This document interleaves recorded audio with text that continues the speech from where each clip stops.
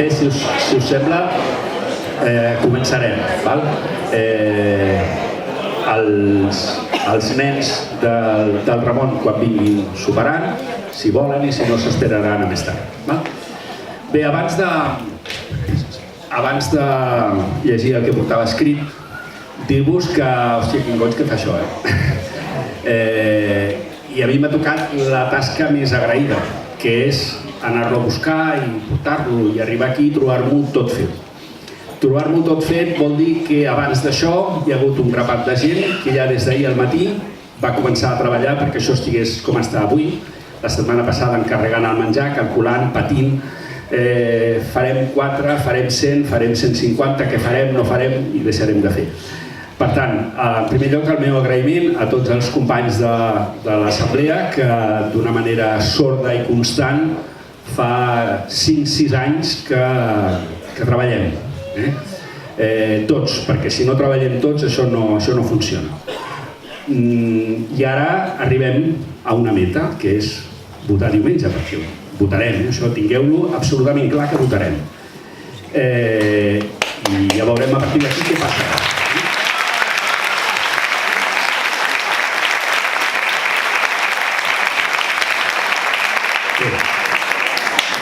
Llegiré una mica el que portava preparat, que és bàsicament la presentació del Ramon Cottareu. Primer de tot, hem de demanar perdó per una cosa, Ramon, y es que hemos escrito tu nombre mal. ¿Sí? Sí, nos hemos comido el acento, porque en catalán Ramón no lleva acento y en todos sitios aparece tu nombre sin acento. Mil disculpas, Muy bien, yo voy a catalanizarme y ya empiezo con el nombre. Bueno, no sé. Nos ha prometido terminar la nacionalidad catalana en cuanto tengamos la independencia. Però va, anem començant. Bé, bona nit a tots, gràcies per haver vingut. Tenim amb nosaltres en el Ramon. Gràcies, Ramon, per haver acceptat aquesta invitació i un agraïment especial que faig a la seva dona, que encara que no ha arribat, la Cèlia, que és la persona amb qui hem tingut el contacte des del primer moment i sense la col·laboració de la qual això no hagués estat possible. Bé, en Ramon és un intel·lectual amb majúscules, des de la I fins a la L amb majúscules. És catedràtic emèrit de Ciència Política i de l'Administració a la Facultat de Ciències Polítiques i Sociologia de la Universitat Nacional d'Educació a Distància. Autor de nombrosos articles de ciència i teoria política i de 40 llibres, entre els quals destacaré 3 o 4. Un que es diu Los partidos políticos, que és un llibre que ha estat llibre de text durant anys a les facultats de Ciències Polítiques. Si alguna cosa la digo mal, me lo digo. Hay derecho. Del estado del bienestar al estado del malestar. Obra en certa manera pionera, ja que avançava com la crítica neoliberal amenaçava amb el desmantellament de l'estat del benestar. Publicat pel Centro de Estudios Constitucionales a Madrid l'any 1984. Un altre dels temes recurrents de la seva obra és l'evolució del comunisme i el socialisme, sobretot a partir de la crisi de l'estat del benestar. En aquest àmbit cal destacar Rompiendo amarres, la izquierda entre dos siglos, una visión personal, publicat l'any 2013 a Madrid per Acal Ediciones. A d'altres llibres analitza i tracta la transició espanyola, com ara la transició democràtica espanyola, transició política i consolidació democràtica en Espanya, període 1976-1986. La seva defensa aferrissada del dret a decidir dels catalans ha portat en Ramon a la primera línia, si és que mai l'han deixat, i no té cap recança a dir-ne dret d'autodeterminació al dret de decidir dels catalans. Sobre aquest tema hi té una extensa obra publicada l'any 2015 a València per Tirant lo Blanc, titulada La desnacionalización de España, de la nación posible al Estado fallido. Bé, no catalogo més llibres ni res, i anem a començar la xerrada. En Ramon farà, us explicaré una mica com funcionarà. En Ramon farà la seva introducció i posteriorment respondrà a les preguntes que li vulguem formular. A les vostres butaques trobareu, els companys us poden facilitar una butlleta per poder escriure la vostra pregunta, si voleu posar el nom, doncs després quan me les passin us les llegiré i us diré, doncs en tal pregunta això, i el Ramon les anirà contestant. Bé, l'acte el donarem per acabat abans de la mitjanit, per tal de ser respectuosos amb la jornada de reflexió, i com que abans que marxeu us volem fer la informació important de cara a diumenge. Màxim a 11:45 donarem per tancat el torn de preguntes. Vull dir que si no arribem a fer totes, el motiu serà aquest. Llavors, una reflexió que he trobat por ahí i que m'ha agradat. És un petit poema de Miquel Martí i Pol. Diu, i sobretot, no oblidis que el teu temps és aquest temps que t'ha tocat viure. No un altre, i no em desertis, orgullós o covard, quan et sentis cridat a prendre part, com tothom en la lluita, car al teu lloc només tu pots omplir-lo.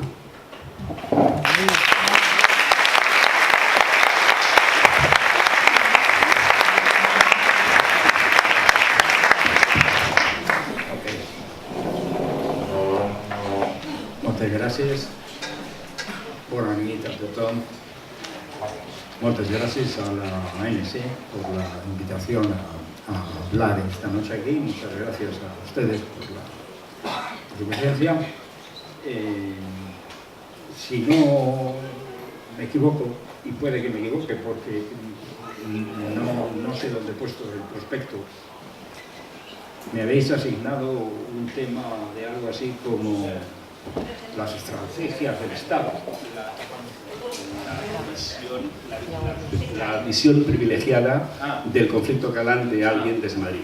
Tiene tal capacitat intel·lectual, ara ho veureu.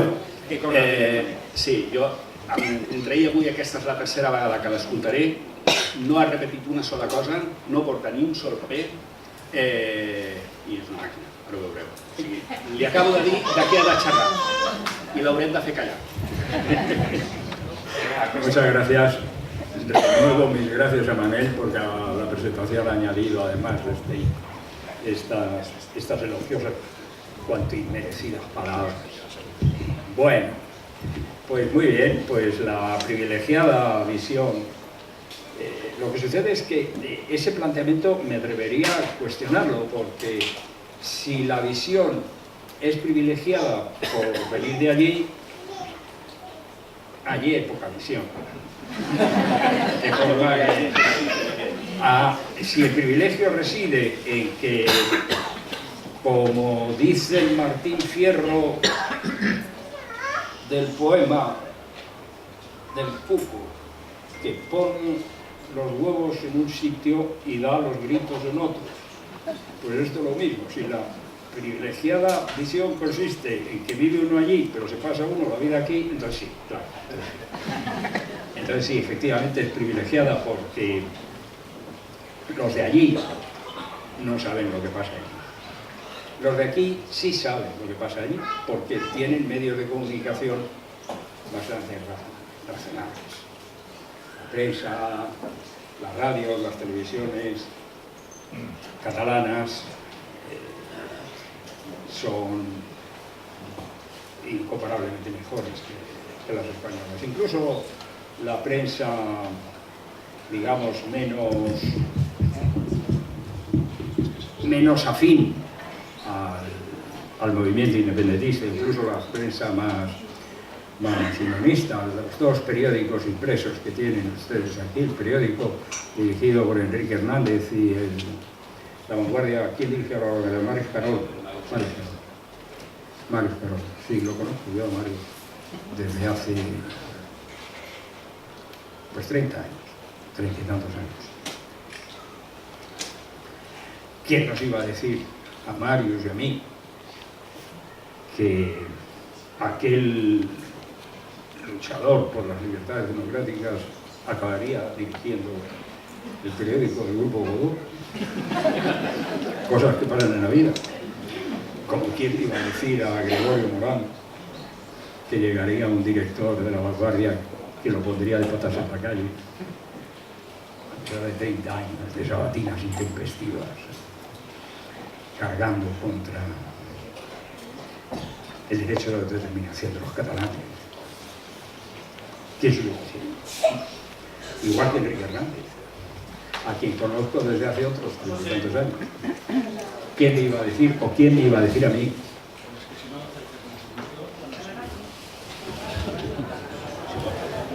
¿Así va bien? ¿Va mejor? ¿Va mejor? Es que lo que pasa es que no es nada cómodo para mí, ¿eh? Vamos a ver. Yo creo que esto incluso lo vamos a hacer mejor hablando.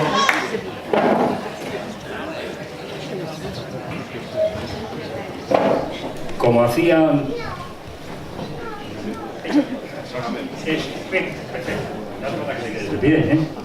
Bueno, pues eso.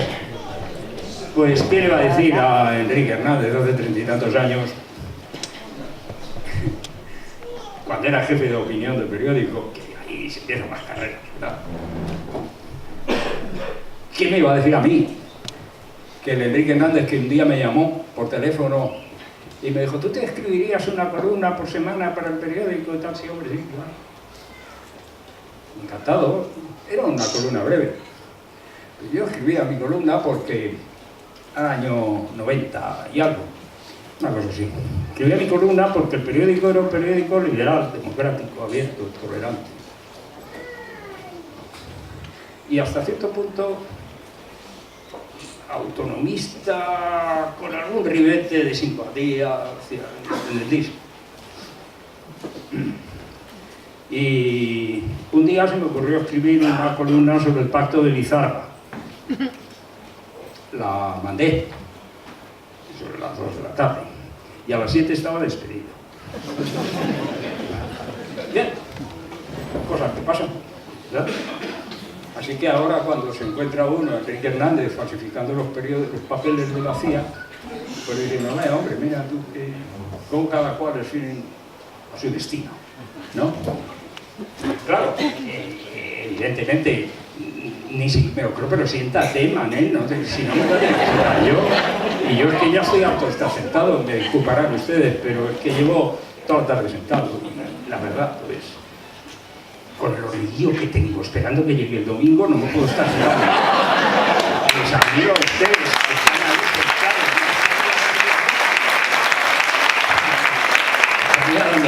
sentados. Pues Enrique Hernández, qué bien, ¿no? No se me ocurrió protestar, ¿para qué? Yo ya sabía lo que pasaba, ¿no?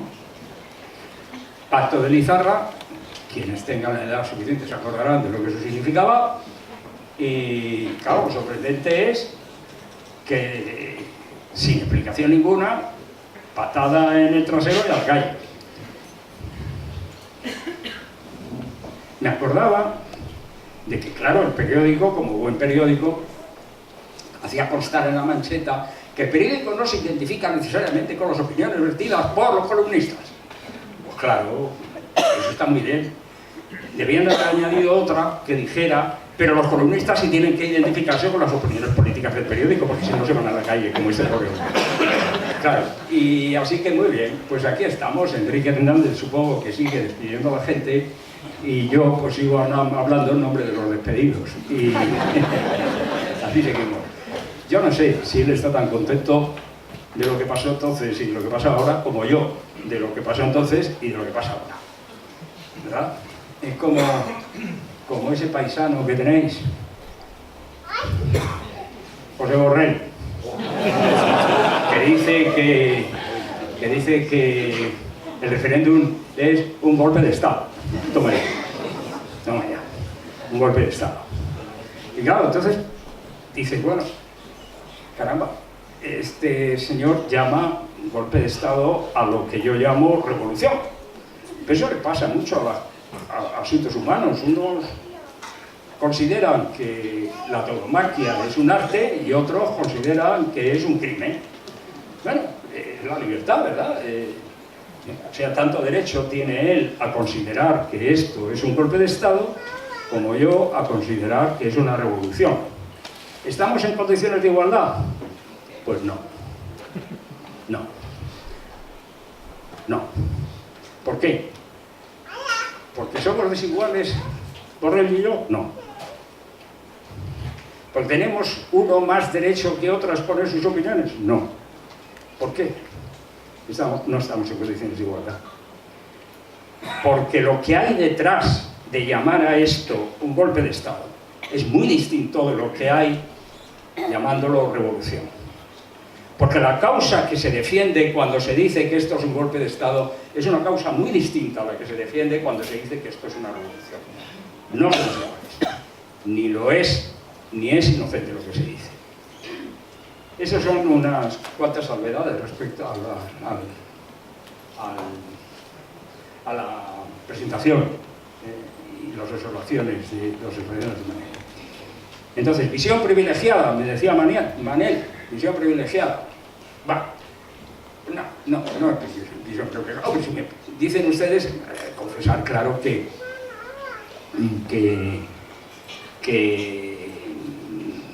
me ocupo de esto mucho, claro, me va mucho, me lo tomo en serio, es muy importante.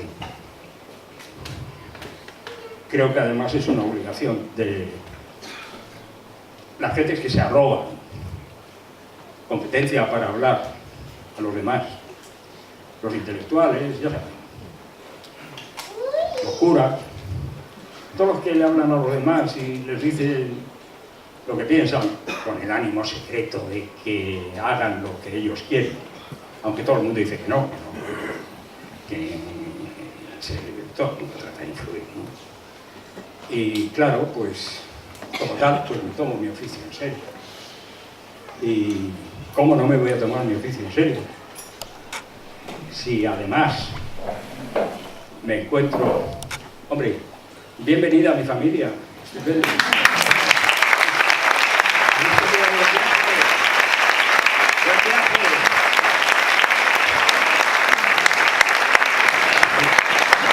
Bueno, pues eso, ¿cómo no? Si me tengo que tomar esto en serio, porque es lo más serio que ha pasado, al menos en el curso de mi vida. Ustedes, hablen por ustedes. Para mí, eso es lo más importante que pasa en mi vida. Y estoy encantado de tener el privilegio, y eso sí es un privilegio, de que en tu lapso vital se produzca un acontecimiento de estas dimensiones. Y mi identificación con lo que aquí se está planteando, se está jugando desde hace años, es muy grande. Es muy grande. Y con eso, pues no creo ser especialmente privilegiado porque estoy dentro de la normalidad más absoluta. Mi identificación es la que tienen ustedes, la misma. Entonces, si hay un privilegio, lo compartimos. Es el privilegio de que nos haya sido dado hacer algo que está pendiente de hacer desde hace más de 300 años. Es una tarea muy importante. Estar a la altura de esa tarea tiene su mérito, y si la coronamos, como ya parece que vamos a coronarla, motivo de orgullo para los años venideros para todos nosotros. Motivo de frustración y desesperación si fracasamos. Motivo de orgullo si triunfamos. Porque por fin, no solamente se impone la razón de que los pueblos maduros pueden y deben decidir su futuro, sino que además se deshace una injusticia de siglos. Se vuelve la razón por sus fueros. Y a lo mejor, con un poco de suerte, aunque esto ya no es un asunto que nos competa a nosotros directamente, las relaciones entre los diferentes pueblos de la península puedan cambiar en beneficio de todos. Pero insisto, eso ya no es competencia nuestra.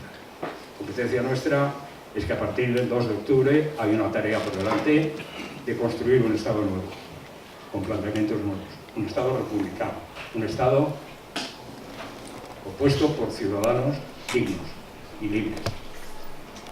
Esa es la tarea. Si otros pueblos de la península aprovechan la ocasión y deciden seguir el ejemplo, bienvenidos serán. Pero si no lo hacen, eso no puede significar que esto haya de traducirse en un retraso o en una paralización de un proceso que empezó hace tiempo y hemos llevado a sus consecuencias con muy poca ayuda exterior, ninguna, muy poca simpatía. y muy poca comprensión.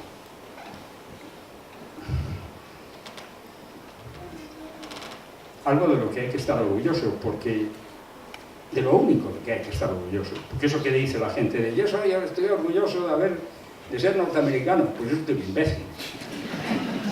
Porque ser norteamericano no es de usted. A usted lo han nacido en Norteamérica como lo podían haber nacido en Kuala Lumpur.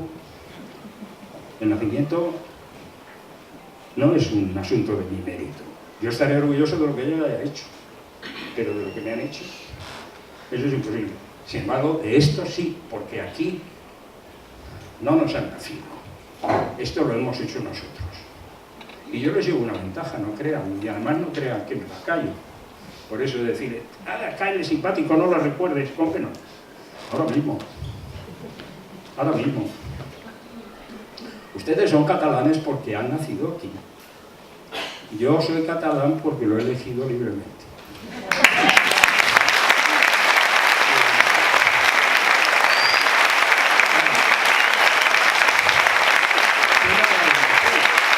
No estoy haciendo de menos el hecho de haber nacido. Lo que pasa es que eso es una suerte. Como la lotería, te toca o no te toca. Pero el que viene aquí y dice, no, yo me apunto aquí. Ese ya es otra cosa. Ese ya es un acto de voluntad.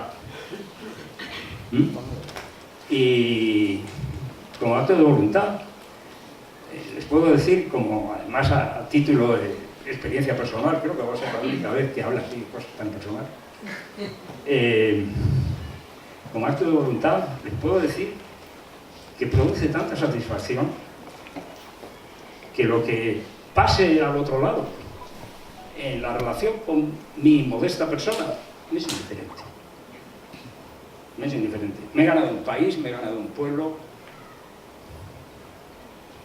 Lo que queda ahí detrás, por su parte, se lo coman. Sí, dice, hombre, ¿no tiene usted? Sí, hombre, claro, la mayor parte de mi vida me la he pasado esperando encontrar una cosa como esta allí. No la he encontrado allí, pero la he encontrado aquí. No soy tonto, sé lo que tengo que hacer. Y hasta ahí llega el privilegio. En términos más concretos y siendo más constructivo, el privilegio implica que de algún modo, y además por dedicación y por profesión y por un montón de cosas, pues probablemente pueda decir sin faltar mucho a la verdad de que sé de lo que hablo. Claro, parece una cosa absurda, que uno venga a ponerse aquí, se ponga uno a hablar con un micrófono y diga, además sé de lo que hablo. Pero no recuerden ustedes que no es tan absurdo, pensando que en España es muy frecuente que alguien coja un micrófono, se ponga a hablar y no tenga ni idea de lo que está diciendo. Muy frecuente. El otro día asistí a la presentación de un libro donde estábamos tres presentando el libro, pero el único que se lo había leído era yo. O sea, tú puedes llegar a presentar un libro sin habértelo leído. Pues, hombre, si puedes llegar a presentar un libro sin habértelo leído, pues también puedes subirte a un escenario y ponerte a hablar sin saber ni lo que dice.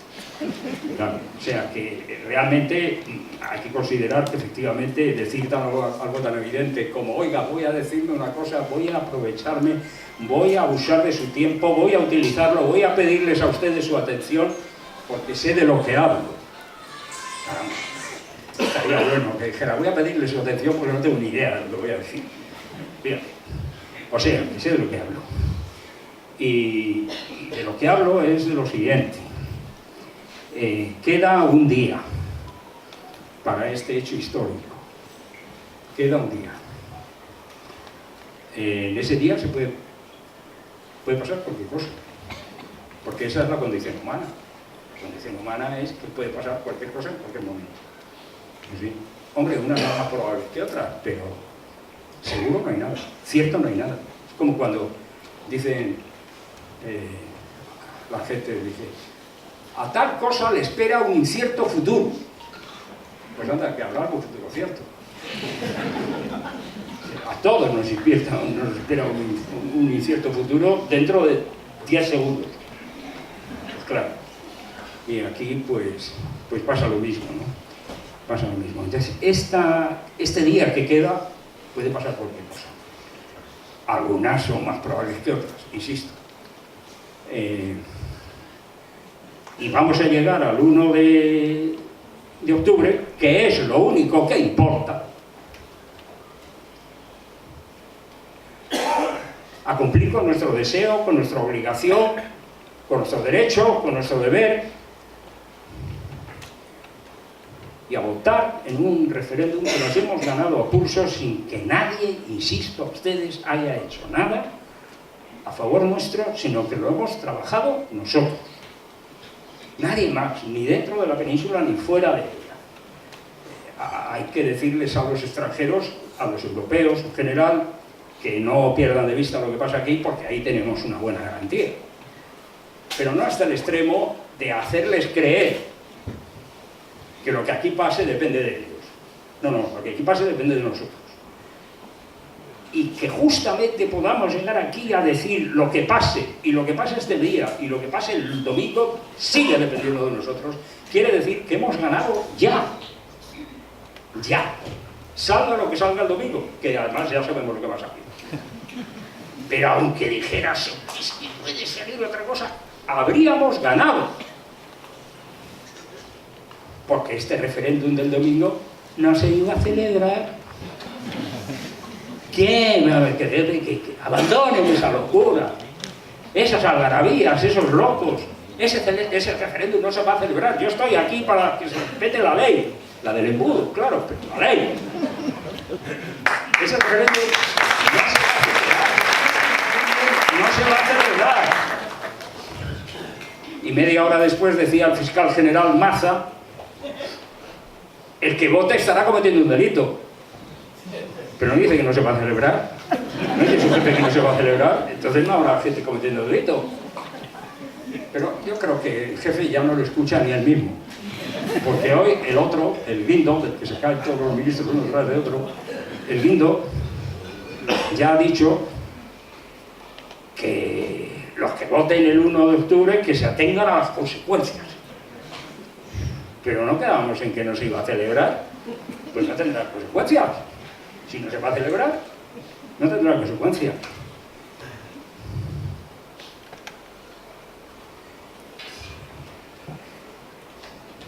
Todo han sido dificultades, amenazas, trampas, suciedades, juego sucio, de todo tipo. No han parado barras en nada. Y ayer mismo toda la prensa amenazaba a los miembros de las mesas con multas de 300.000 euros. Excepto el País, que demostrando su talante libertario las elevaba a 600.000.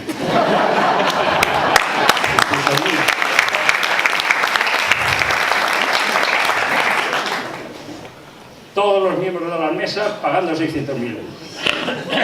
Todos los votantes respondiendo de sus tremendos delitos. Pues no van a tener ni cárceles, ni policías, ni nada para acumular tanto los resultados de una actividad represiva tan densa y tan intensa, ¿verdad? Esto ya sin contar con que, no ya por el asunto de Cataluña, sino en general, si yo fuera miembro de este gobierno no hablaría de dinero, hombre, no hablaría de dinero. Porque si todos los que han tocado un euro público, según dice el señor ministro ese que se parece tanto a Nosferatu, el toro, si todos los que han malversado, que es una forma, es un tropo elegante, es un eufemismo elegante, malversar quiere decir robar, vamos, todos los que han robado, malversado un dinero de oro, un euro de dinero público, responderán con su patrimonio, pues estupendo, porque ya no habrá crisis. Van a tener que devolver todo lo que han robado. Con todo lo que han robado ya no nos hace falta. Hasta podemos permitir el lujo, fíjate, de pagar alguna multa que otra, porque no para esta, que somos tacaños, hombre. Así que sí, esa es la situación. La situación es, hemos llegado aquí, no se lo debemos a nadie, a ninguna acción exterior, nos lo debemos a nosotros mismos. Tenemos que estar muy orgullosos de eso, porque hemos sido capaces de hacer lo que no ha sido capaz de hacer nadie. Un movimiento democrático, abierto, plural, pacífico, divertido, alegre, que además, incluso de vez en cuando parece que te estás choteando del prójimo, y además es verdad. Además es verdad, porque si no quieren que te chotees de ellos, que no manden a Piolín.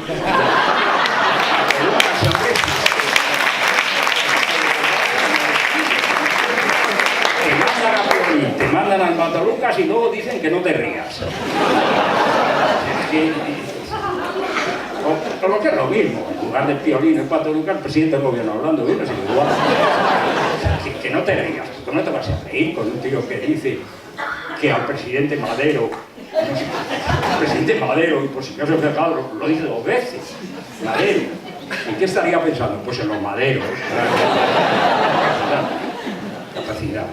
Bueno, entonces, reconduciendo la exposición, ese privilegio y esa solicitud de atención suya a una, digamos, información que no me atrevería a llamar privilegiada, pero sí, en la medida de mis posibilidades, completa, diría lo siguiente. A mí me interesa saber cuál va a ser la estrategia, cuál está siendo, cuál ha sido, cuál es, cuál será la estrategia del Estado frente a lo que aquí está pasando. Desde los orígenes hasta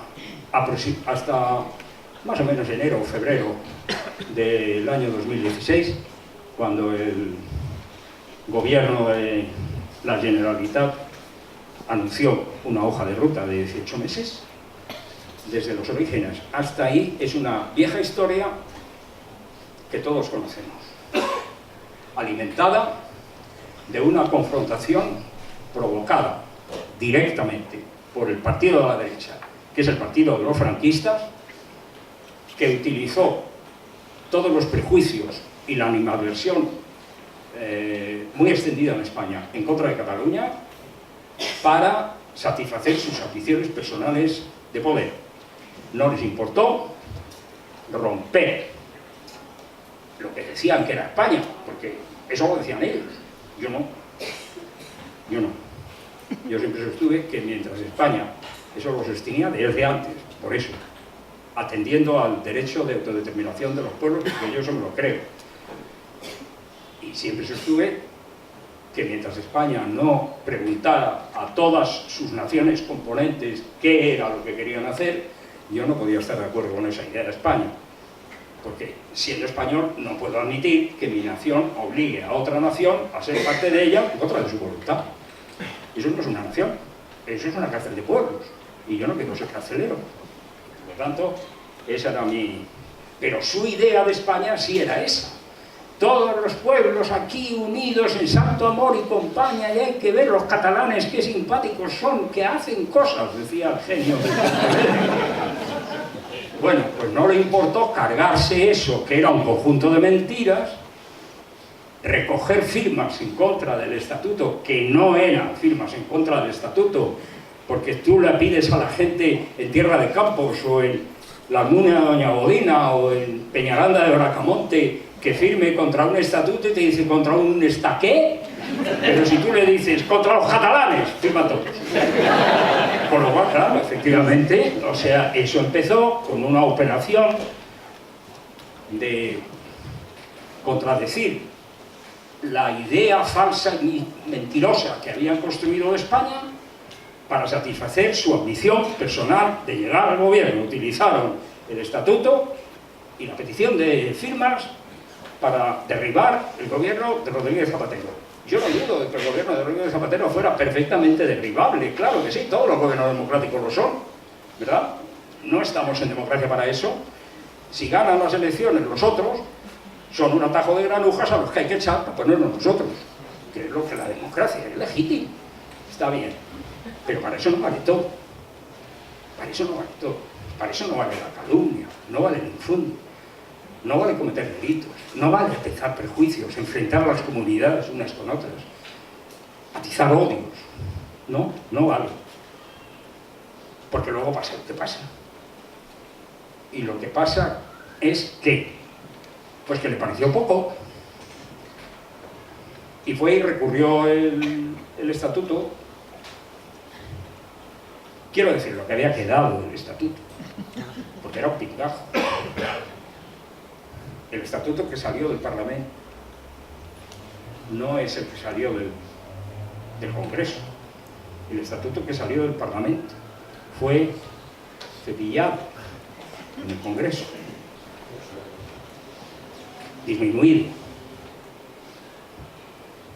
prácticamente aniquilado, y aún así ese estatuto se sometió a votación y con una participación que dieron por buena del 48% del electorado,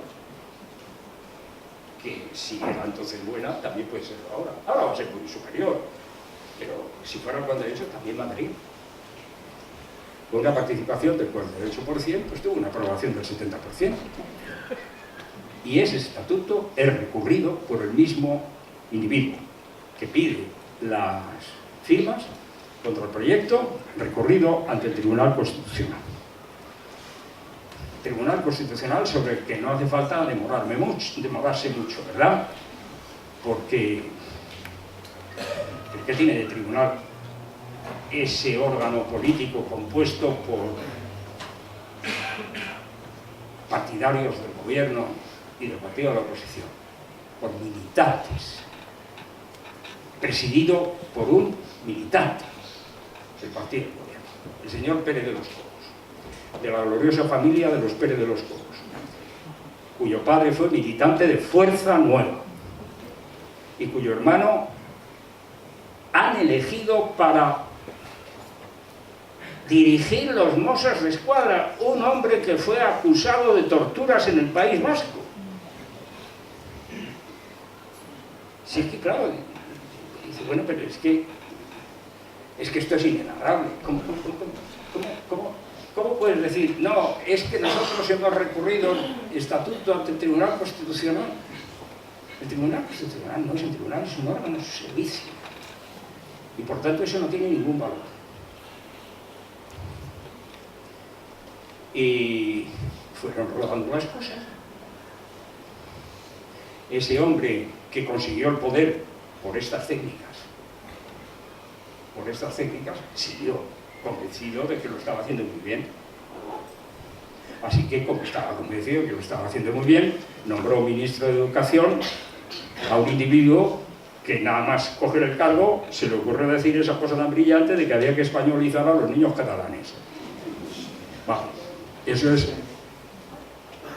ganas de entenderse con los catalanes, deseo de confraternización de los pueblos.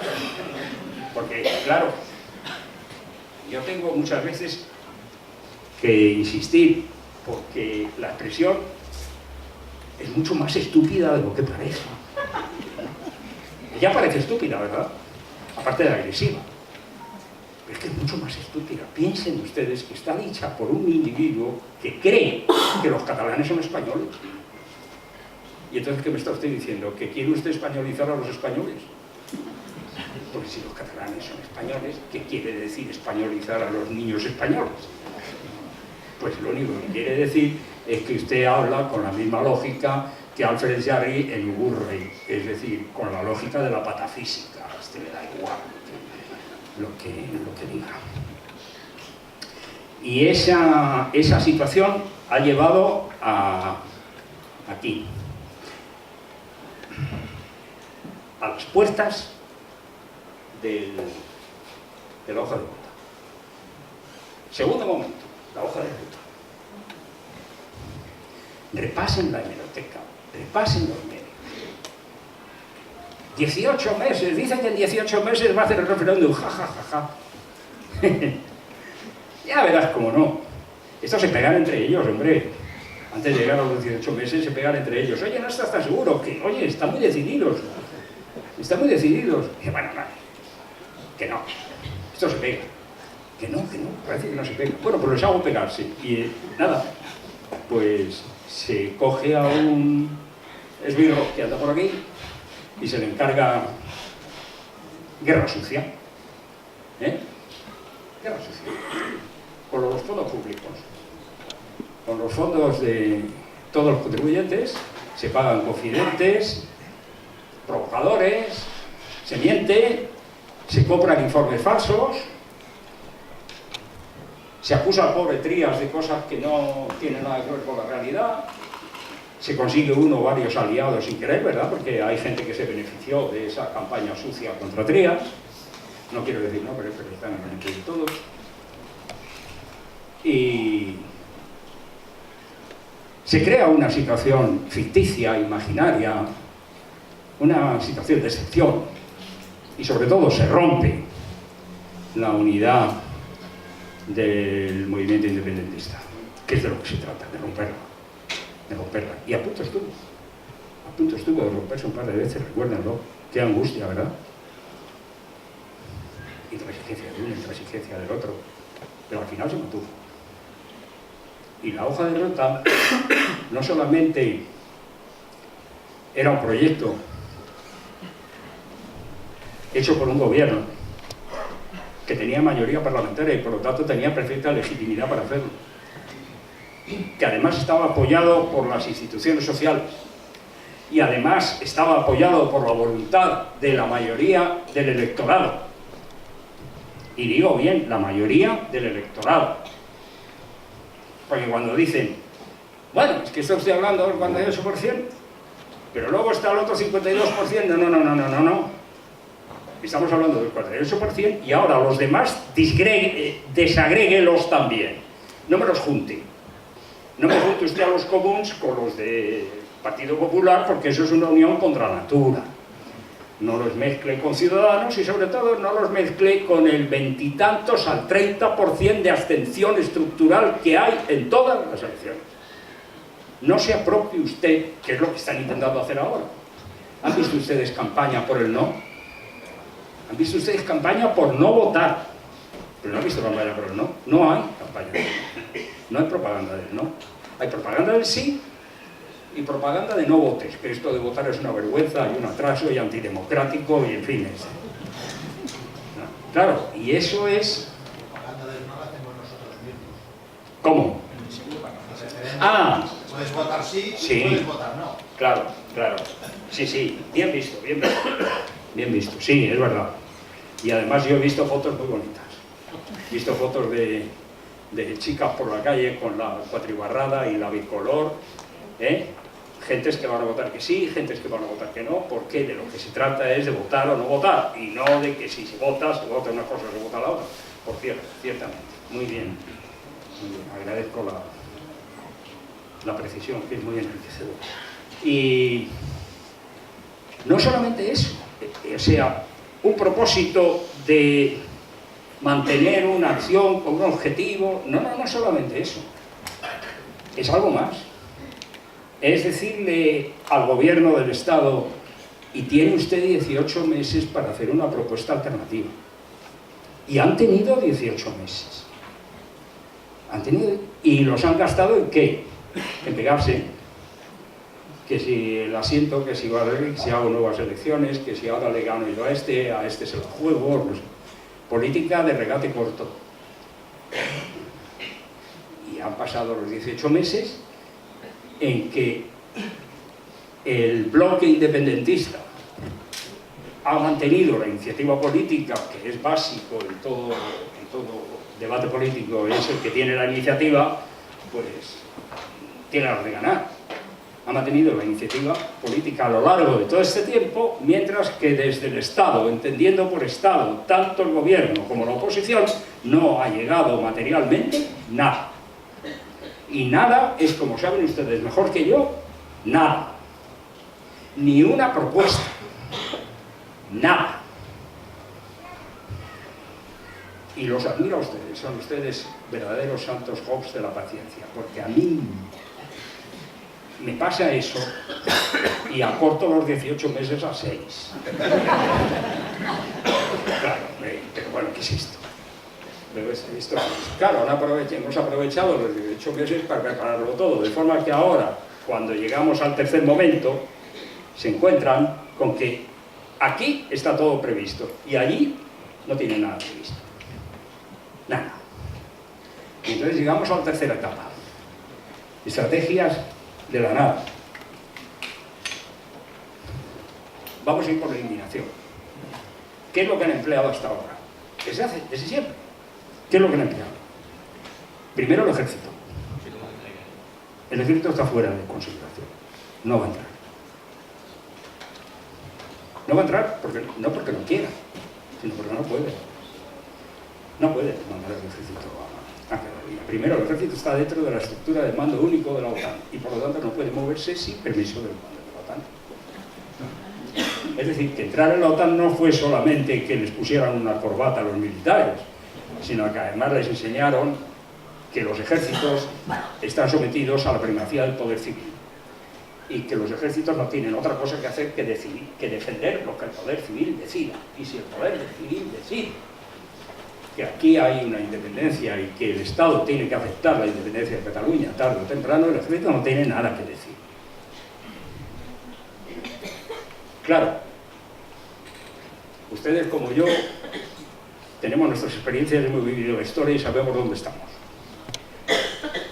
Y ahí, en el fondo de nuestra conciencia, hay una luz que dice, espera, ¿seguro?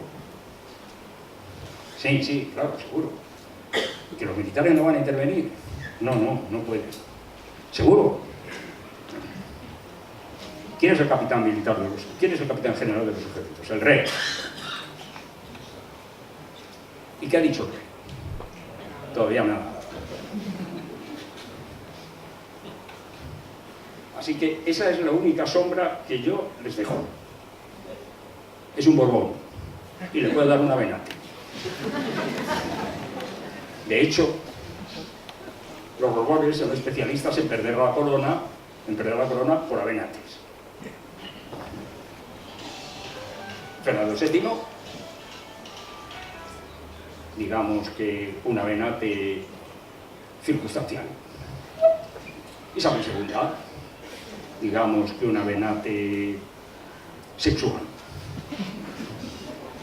Alfonso XIII, un avenate lúdico. Pero los Borbones llevan 3 veces marchándose. No les digo a ustedes que a mí no les voy a decir, no les voy a engañar, ¿para qué? Que me gustaría verlos marcharse por 4ª vez. Y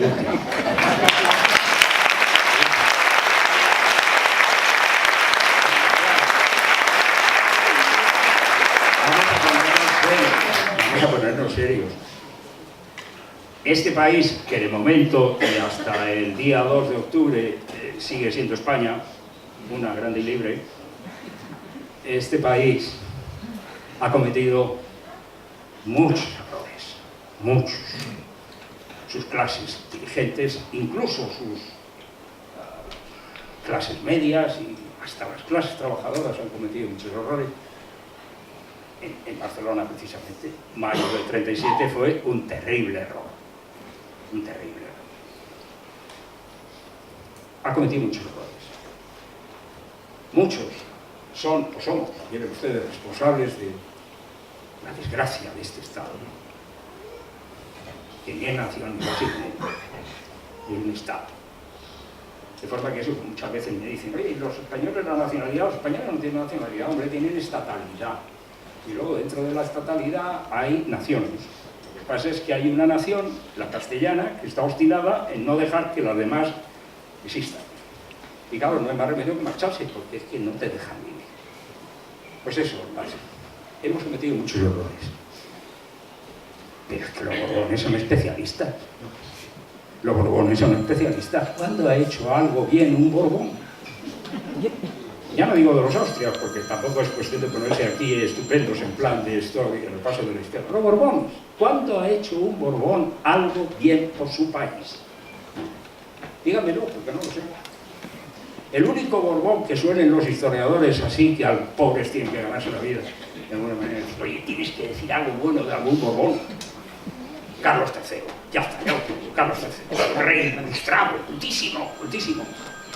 Fundaba academias, museos, tenía mucho amor por el pueblo, pero sin el pueblo. Y tiene estatua ecuestre en la Plaza del Sol de Madrid. Pues anda, que no es nada eso. Carlos III, estatua ecuestre en la Plaza del Sol de Madrid. Último tercio del siglo XVIII. El nombre que le ponen, para que se vea bien que es un Borbón, es el mejor alcalde de Madrid. Y bueno, vamos a ver, espera un momento. ¿Quieres decir que un tío a la cabeza de un imperio que tiene posesiones en 4 continentes no tiene nada mejor que hacer que ser alcalde de Madrid? No tiene nada mejor que hacer que cuidarse de las acequias, las aguas fecales y la jardinería urbana? Pues sí, eso es. A la cabeza de un imperio, un monarca, no le da para más que para ordenar Madrid. El resto, ni eso. Así que, hombre, pues no tiene nada de extraño que uno piense que si es un Borbón puede darte una sorpresa. A este lo han educado con cierto cuidado. Yo algo sé de eso, personalmente. No mucho, pero algo sí. Nunca me ha parecido que le sirviera de gran cosa la educación. Creo que ejerce algo más de función moderadora su esposa, que tiene así como sangre plebeya, o según me he enterado. Pero esa es la única reserva. ¿Qué puede hacer el Borbón? Porque, aunque no cabe entenderlo, se está jugando la corona. Porque la independencia de Cataluña es la entrada de la República en Cataluña. Y luego ya verán los españoles lo que hacen. Pero si no fuera ellos, si fuera el señor Llamazares, que anda por ahí diciendo que los catalanes quieren utilizar la República como una excusa para no sé qué, pondría mis barbas a remojar. Aunque nunca se sabe. Hecha esa salvedad, el ejército no viene. Si no viene el ejército, ¿qué viene? Los jueces. Los jueces llevan haciéndolo años. Llevan haciéndolo años. Entrar a saco en el Poder Judicial, poner la judicatura al servicio del príncipe, en sentido figurado, del poder político, ¿no? Y utilizar a los jueces como antes utilizaban a los militares. Son especialistas en esto, siempre lo hacen. Hablan de instituciones a las que les adjudican la función de un símbolo nacional, de todos, nos pertenecen a todos. La bandera, los jueces, los militares, pero luego los utilizan para sus fines partidistas. Así que se extrañan y dicen, ¿por qué en las manifestaciones de la izquierda no hay banderas borbónicas? Porque os las habéis quedado vosotros, y cualquiera que vaya con una bandera borbónica, excepto estas adorables gentes de Cataluña que la sacan para demostrar que son otra cosa, cualquiera que saque la bandera borbónica, te gusta o no, en un acto público, sienta plaza de facha. Y es justa, porque se la apropiaron, se la quedaron, como se quedaron el ejército, como se quedaron los jueces. El ejército ya no le sirve. Y ahora los jueces tampoco. Porque ya nadie se toma en serio al Tribunal Constitucional. Hombre, ¿cómo se lo va a tomar alguien en serio a ese conjunto de personas que hacen lo que les dicen? Y el conjunto del Poder Judicial tampoco. Así que han tenido que cambiar a los jueces por los fiscales. Con lo cual esto parece una película de Leon Ness. Fiscales audaces, como el fiscal Maza, que va luchando contra las injusticias. Con los jueces tampoco pueden. ¿Y qué hace un estratega cuando va perdiendo batallas? Retrocede en frente. Ya no puedo valerme de los militares, los jueces. Ya no me puedo valer de los jueces, los curas. pero tampoco están. La Iglesia Católica, estarán ustedes de acuerdo, que tiene una larga experiencia en estas cosas y ha decidido quitarse del medio. Cuando las cosas estaban claras, ahí estaban, y los primeros los obispos catalanes, ¿verdad? Gomá, y ¿cómo se llamaba el otro? Segura, ¿qué? Los que sentaron la doctrina de que la sublevación militar de unos militares delincuentes era una cruzada. Cuando ven las posibilidades de ganar, están los primeros. Pero si las cosas no están claras, desaparecen. Y además, curiosamente, los únicos que están apareciendo son los curas independentistas. Pues tampoco se puede contar con la Iglesia. ¿Y entonces con qué cuento? Hombre, con los medios de comunicación, ya está. La última línea de frente, los medios de comunicación. ¿Y apoyado en qué? En los intelectuales que los nutren, hombre, por eso está. Cobrando del erario, quiero decir. Los medios de comunicación. ¿Y qué han hecho con los medios de comunicación? Los han triturado. El crédito de los medios de comunicación es cero. Nadie se cree nada lo que dicen. Ni aquí, ni fuera de aquí. Ya les han dicho que la televisión española no cuenta como televisión. Podrá contar con otra cosa. Caja mágica o el estilo. Televisión. Los medios de comunicación literalmente repletos de paneaguados, esbirros y sicarios al servicio del poder descaradamente. Pero descaradamente. No hace falta dar nombre, ¿verdad? Pero eso lo dijeron. No terminaríamos. No está contratado por Televisión Española, ¿cómo se llama el señor? Herrera, Carlos, no sé qué, del gobierno, sino en insultar a la oposición, a la que además se calla y se ningunea. Algo más repugnante y cobarde es difícil de pensar, es difícil de encontrar. Bueno, sí, si me apuran ustedes, 13TV. 13TV. Con el dinero de la Iglesia Católica, que es mío. Se financia un canal de televisión donde se me insulta. Y mi caso es el de muchos, porque no me insultan a mí, no dicen fulanito de tal, no.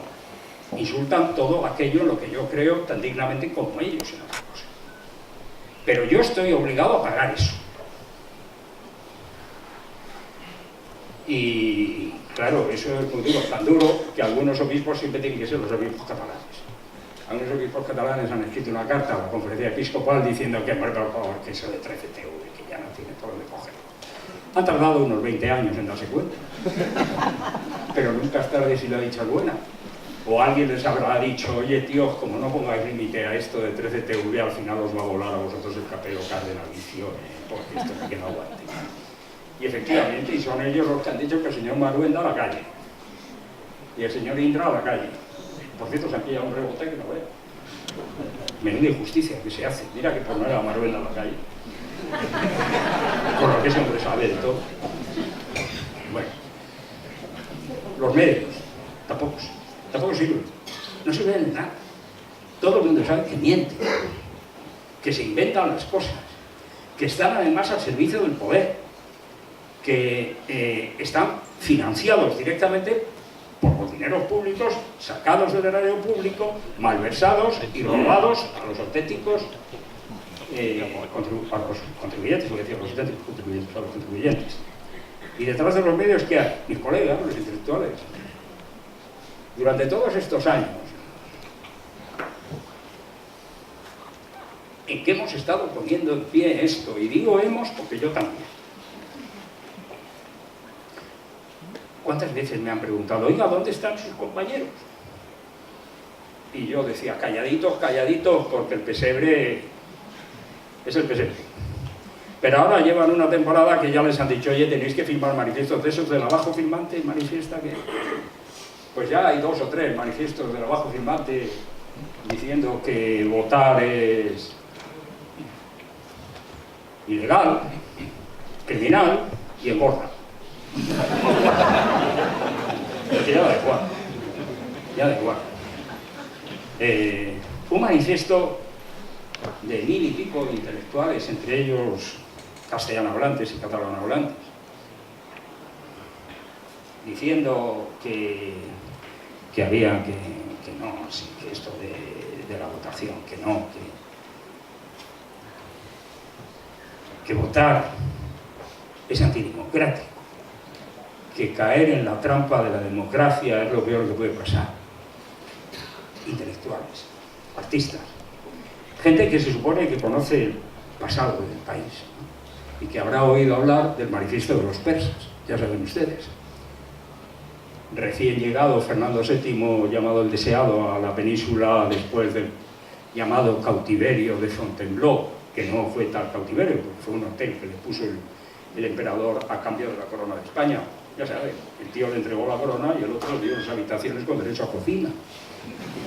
Terminado eso, vuelve Fernando VII el Deseado, 1814, se ha aprobado la Constitución de 1812, no me puedo entretener, pero les puedo asegurar a ustedes que la tengo sentada en la boca del estómago, porque esa Constitución de liberal tiene lo que yo de Cuba, y ya se habrán dado cuenta ustedes que tengo poco. Se ha promulgado la Constitución de 1812, llega Fernando VII y la deroga. Pero la deroga mediando una carta de intelectuales, de esos de lejos de nosotros la funesta manía de pensar, llamados apostólicos, o el manifiesto de los llamados persas, o sea, auténticos retrógrados. Un manifiesto pidiendo a la gente que no vote es un manifiesto de lejos de nosotros la funesta manía de pensar, de votar, de decidir, algo que no concibe uno que lo pueda afirmar nadie, y mucho menos un intelectual. ¿Pero qué me dicen de los otros? 230 catedráticos de universidad firman un manifiesto diciendo que la situación de Cataluña ha llegado a extremos intolerables y que lo que tiene que hacer el Estado es aplicar la violencia legítima del Estado. Lo de legítima lo han encajado ahí muy bien porque se han leído más veces y han oído eso del Estado. Es decir, en Román Paladino, los tanques por la diagonal. Ni siquiera saben cuáles son sus posibilidades, simplemente les han dicho firma porque te va la nómina en ello. Así que los intelectuales. Uno muy conocido de todos, firma un artículo el otro día en El País, ayer, antes de ayer, Sabater, llamando a los intelectuales catalanes cobardes. Pues la verdad, espero que respondan.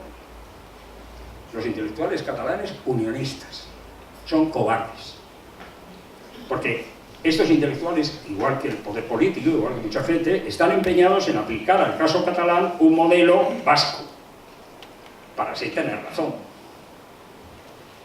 El modelo ese de el terrorismo vasco ha fraccionado y dividido a la sociedad vasca. Pues es verdad, lo hizo. La sociedad catalana está dividida. Eso no es verdad, eso es mentira. Eso es la aplicación del modelo vasco al caso catalán, con ánimo de pervertir. Y por lo tanto, la cuestión consiste en decir, igual que en tiempos de terrorismo etarra, muchos intelectuales se callaban en el País Vasco, a lo mejor por miedo, yo no sé quién para juzgar. Lo mismo está pasando en Cataluña ahora, según el señor Sabater, y los intelectuales unionistas son unos cobardes, dado que son amigos. Supongo que se contestarán, o por lo menos le preguntarán, ¿por qué supones que somos cobardes? Me resulta difícil entender esto, porque no pertenezco ni al uno ni al otro. No lo sé, pero creo intuirlo, más o menos, creo intuirlo. Faltan a su condición verdadera de intelectual. ¿Cuál es su condición verdadera de intelectual? Pues hombre, ¿qué somos los intelectuales? Fabricantes de relatos. Nos inventamos las historias, hacemos un relato y lo vendemos a la gente. Estos llevan 40 años vendiendo un relato ideológico celestial de España como si fuera ciencia, como si fuera ciencia histórica, ¿verdad? Entonces no tiene nada de extraño, claro. ¿Qué les pasa a los intelectuales unionistas españoles? Que tienen un problema muy serio. Pero los intelectuales somos muy buenos haciendo relatos embellecedores y legitimatorios. Excelentes. Les decimos al poder lo que quiere oír. Y qué bien lo hacen todo. Y qué grande es nuestro país. Y cómo refulge entre las naciones civilizadas. Esa es nuestra función. Y por eso nos pagan. Pero ¿qué me dicen ustedes cuando el relato tiene que ser vaya desastre de país, menudo atajo de cretinos que son los gobernantes y esto se ha venido abajo y a ver cómo se lo cuento yo a la gente? Dicho en otros términos, la función de los intelectuales unionistas españoles es elaborar un relato de cómo una generación se ha quedado sin país por su competencia. Nada agradable. Y la de los intelectuales catalanes, entiendo a Sabater muy bien, es que esos han quedado sin dos países. Los españoles se han quedado sin el sur, España. Los catalanes se han quedado sin dos, España y Cataluña. Y claro, entonces les dice, son ustedes unos cobardes. Bueno, pues por su parte se lo coman, unos cobardes de un lado y otros del otro. Pero el hecho es que ya no hay relato, madre mía, que ya no hay relato posible de los intelectuales. Resumen. Para que haya una estrategia es necesario que haya una logística y tener unos elementos de los que valerse. Ya no hay. Ya no hay. Del prestigio de los políticos no quiero ni hablar. Del prestigio de los políticos de la oposición menos. Se han quedado todos callados, como si les hubiera comido, como decía mi abuela, la lengua al gato. No tienen nada que decir. Y en esas condiciones, tercera y última etapa, pues no hay nada que oponer a la población de Cataluña votando libremente el 1 de octubre. Nada. No hay nada. Y por lo que yo sé, están actuando en consecuencia. Puedo equivocarme y mi información puede ser errónea, pero según mis noticias, las órdenes son que no hagan nada. Que no hagan nada. Y que el día 1 se vote. Para entonces ya estarán preparadas todas las baterías para decir el resultado no nos importa, no le vamos a hacer caso. Bueno, eso también está descontado. Para ese mismo día están aquí preparadas las baterías y dicen, es que lo que ustedes digan o dejen de decir ya no nos importa. Ustedes no lo reconocen, da igual. Nosotros hacemos una declaración de independencia. Y a partir de ahí ya verán ustedes si se sientan, si no se sientan, si tal, porque estas cosas hay que ser realistas. Llevamos 300 años, ahora 10. De esos 10, 18 que por generosidad les hemos dado. Y además es que es así.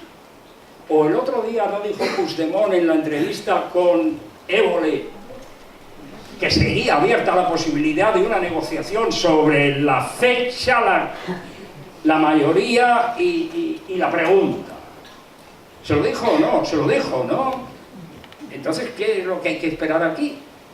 Ustedes están todavía a tiempo de hacer una propuesta. No van a hacerla porque ya no tienen nada que hacer. En consecuencia, lo que pase el 2 de octubre, dependerá, claro, de lo que pase el 1. Y lo que pase el 1, es que con la participación que se dé, si hay un voto sí, más que no, se ha ganado la independencia. Con un voto. ¿Le parece a usted eso mal?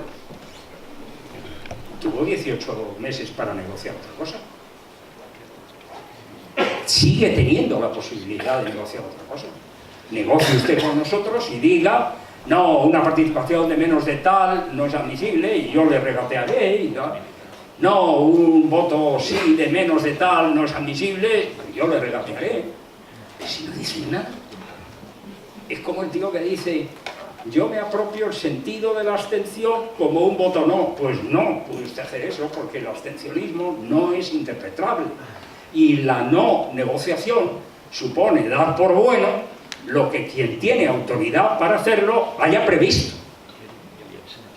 Y lo previsto es que con una participación razonable, que no veo por qué tiene que ser superior al 40%, que lo va a ser bastante.